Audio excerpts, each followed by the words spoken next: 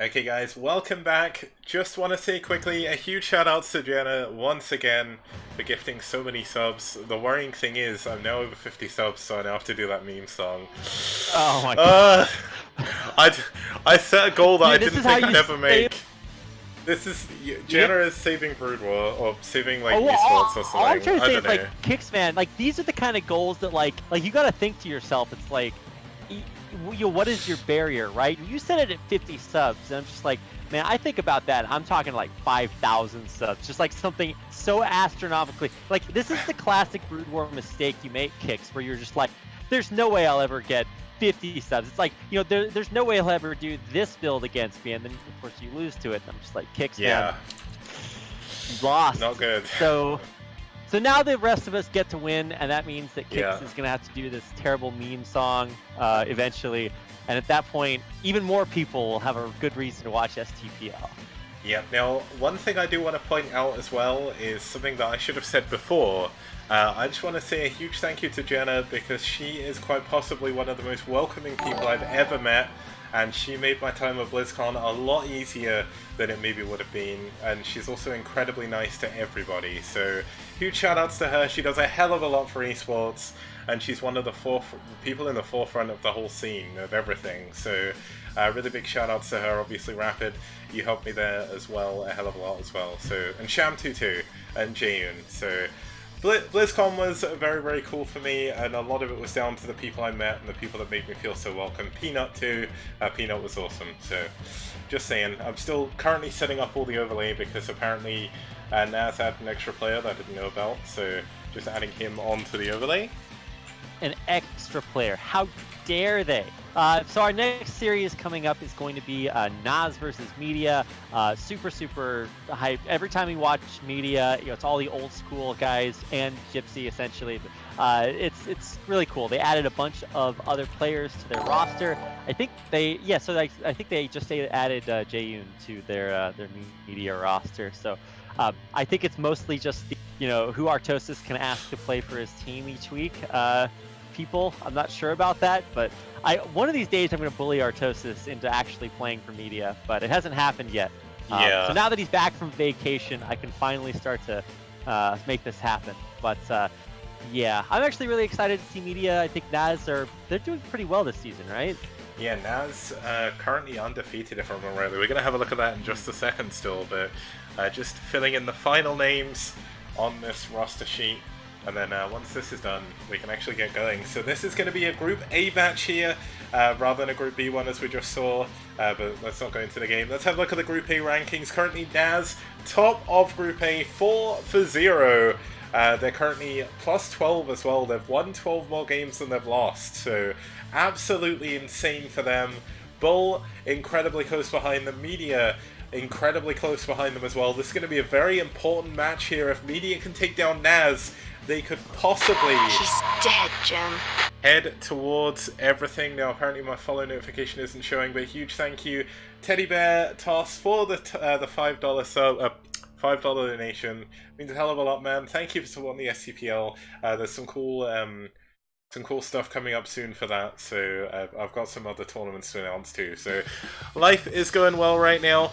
Obviously good to see that so many people are enjoying the SCPL, means a lot, but White Clan currently 5th in their group. They are not in contention currently for the top 2 spots. They are really far behind, especially NaS, and even Bull, Media, and FBW as well. So there's all to play for when it comes to the playoffs. MSJ unfortunately have dropped out of the tournament.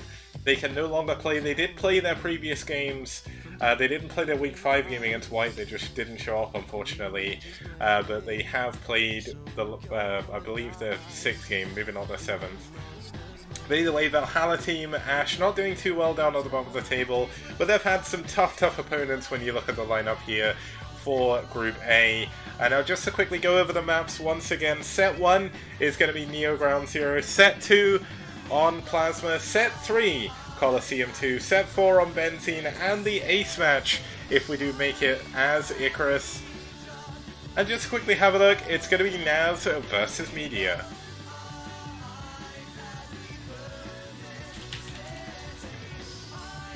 And okay, just quickly to go through their stats, NaS is currently 4-0 against their opponents. Overall, 4-2 last round as well. They were in contention of making it into the playoffs last time too. They're a very, very strong North American team. Although we're going to be starting with one of their non-North American players in eOnzErG, and they've also got Terra in their roster as well. I know people meme about that, but Media, the one true North American team that everybody knows about. Artosis in control, loads of people in there that haven't played, and friends, yeah. But either way, Naoka and Jaeyoon, two of the other casters that are tearing up in the scene at the moment, hosting a lot of North American tournaments, as well as tournaments with people around the world, so huge shout outs to them. They're going to be playing today. As we have a look at the matchups, we're going to start off with a ZBT between eOnzErG and Gypsy. We're going to be moving on to a TVP between Terra and Future, a PBZ between Dragon and Jaeyoon, and then a ZBZ between Junsu. No, it's a ZVP between Junsu and Naoka. I don't know why I picked Machine there.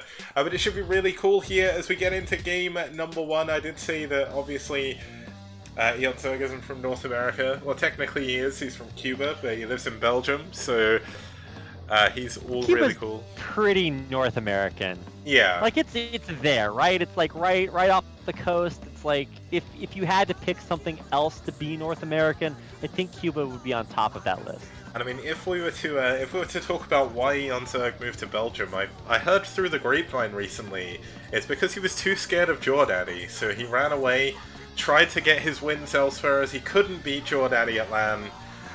And he's currently 4-0 in the STPL so far, been tearing up entirely. One of the only undefeated players in round 3. He is 1-0 again. Wait, why have I picked G5? Okay. By the power of esports, I'm going to quickly fix this as we quickly hide this. That was me being really, really. Wait, what? Oh, I know what. I don't know what are you doing here, Kix? Just picking the wrong people. That's the problem. You know, this is how we do it. But we're back again. So here we go. It's gonna be. What? Why isn't it allowing me to pick Gypsy? What the hell is going on here? Technical difficulties, the best.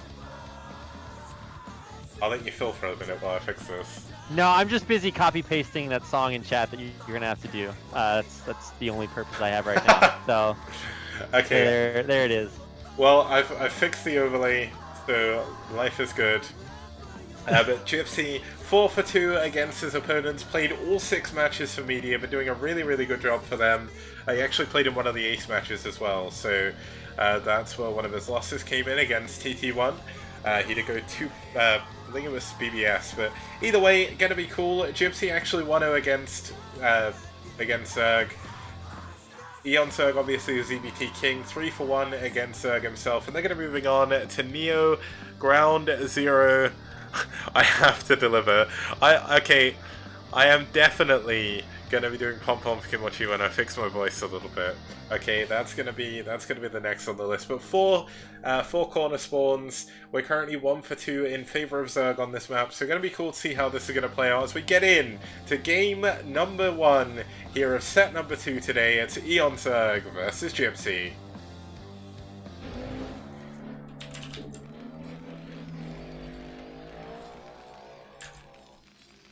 Sorry, and starting us off here in the top right-hand position, we do have our purple Terran fighting for Media. It's Gypsy. That's right, and his opponent on the bottom left-hand side of the map in the green. Hold on, let's see. Yeah, in the green.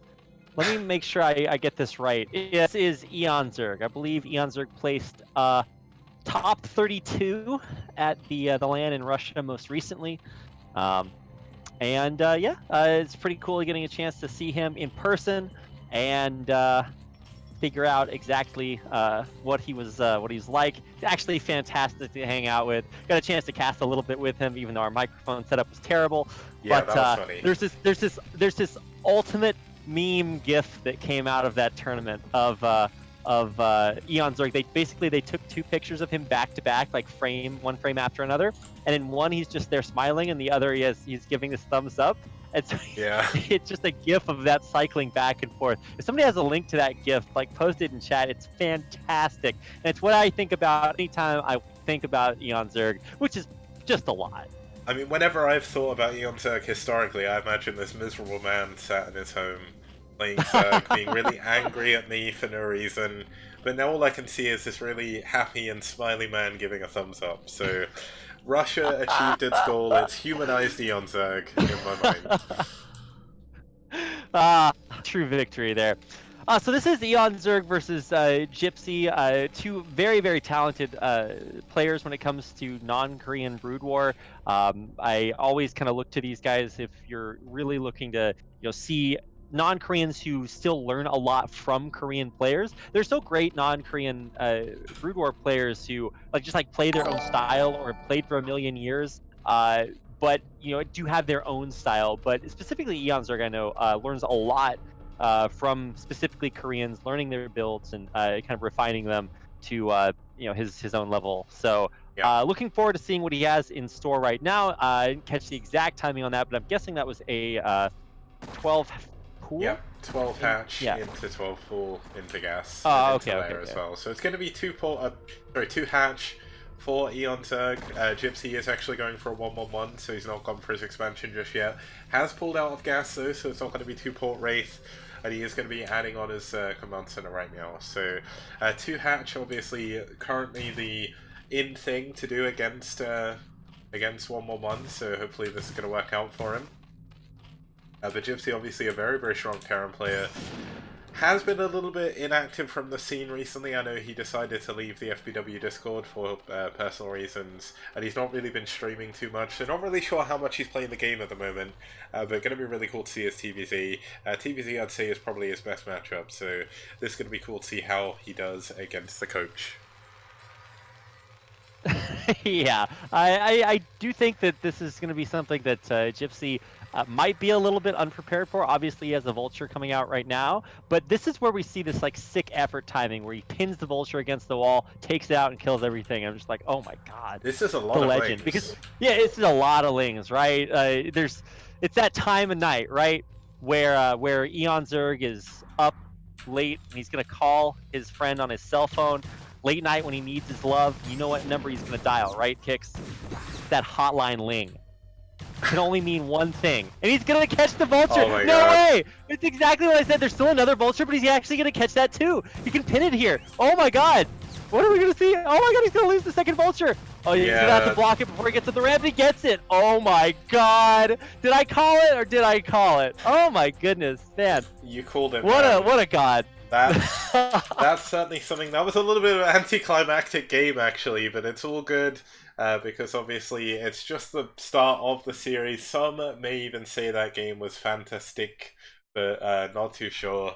But that's going to take us into game number 2, which is going to be Future versus Terra at TVP on Plasma when we get back from this. See you guys very soon.